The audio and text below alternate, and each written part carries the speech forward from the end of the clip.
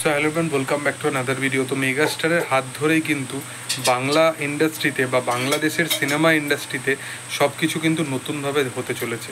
তোমরা সকলেই জানো যে মেগাস্টারের লাস্ট কিছু সিনেমা, প্রায় 2-3টে মতো সিনেমা ছিল, যেই সিনেমাগুলো কিন্তু ওয়ার্ল্ড ওয়াইড মুক্তি তো পেত, এবং ওয়ার্ল্ড ওয়াইড মুক্তি পাওয়ার পর কীরকম রেসপন্স পেয়েছে সেটা তুফানের পর থেকে কিন্তু যে মানে শুধুমাত্র বাংলায় নয়, সমস্ত সারা বিশ্বে যে এরকম পোটেনশিয়াল আছে এই সমস্ত সিনেমাগুলোর, বা বাংলা সিনেমা দেখার অডিয়েন্সের যে পোটেনশিয়াল আছে, সেই জিনিসটা কোথাও গিয়ে মেগাস্টার শাকিব খান বা বাংলাদেশের এই যে মেকার্সরা তারা কিন্তু বুঝতে পেরেছে।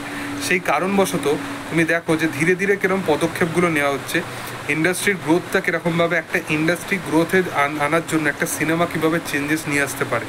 আজকের দিনে দাঁড়িয়ে ইন্ডাস্ট্রির গ্রোথের কথা ভাবনা চিন্তা করে এই মানুষটা পার্টিকুলারলি এই রকম কাইন্ড অফ জিনিস করে দেখাচ্ছে যে একটা সিনেমা মূলত রিলিজ হওয়ার প্রায় 1 সপ্তাহের মধ্যেই ওয়ার্ল্ড ওয়াইডে এই সিনেমাটা মুক্তি পেতে চলেছে। এগুলো মানে হিউজ লেভেল অফ একটা রেকর্ড।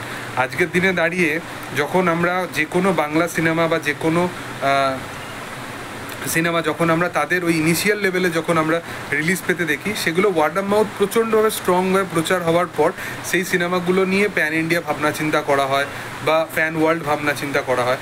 বাট এখন এই পরিস্থিতিতে মেগাস্টারের যেরকম লেভেল অফ স্টারডাম আছে এবং তার যেরকম অডিয়েন্স আছে ওয়ার্ল্ড ওয়াইড মিলিয়ে, যারা সিনেমা দেখার জন্য বা তার সিনেমার জন্য ওয়েট করে থাকে, তো সেই কারণবশত কোথাও গিয়ে এই অডিয়েন্সগুলোর ডিমান্ড ওয়াইজ আজকে দেখো যে 1 সপ্তাহের মধ্যে কিন্তু তাণ্ডব সিনেমাকে ওয়ার্ল্ড ওয়াইডে নিয়ে আসা হচ্ছে।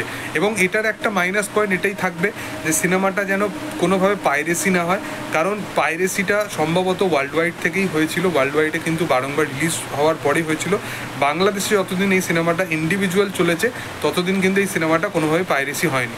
এবং তাণ্ডব সদ্যমাত্র মুক্তি পেয়েছে, এবং সদ্য মুক্তি পাওয়ার পর এই সিনেমাটা কোথাও গিয়ে সেই লেভেল অফ পাইরেসি হয়ে যাক বা পাইরেটেড ভার্সন লোকের কাছে পৌঁছে যাক, সেটা অবশ্যই একটা কালেকশানে তো অবশ্যই একটা ইম্প্যাক্ট পড়বে।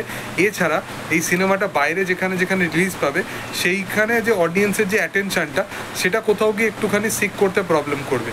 এটা একটা যে কোনো সিনেমা, যেটা এত বাজেটের একটা সিনেমা, এবং সেই সিনেমাটা তারা কষ্ট করে বানিয়েছে অডিয়েন্সকে পাইরেটেড ভার্সন দেখানোর জন্য নয়, তারা বক্স অফিসে বড় পর্দায় নিয়ে আসার জন্য, সিনেমা হলে নিয়ে আসার জন্য।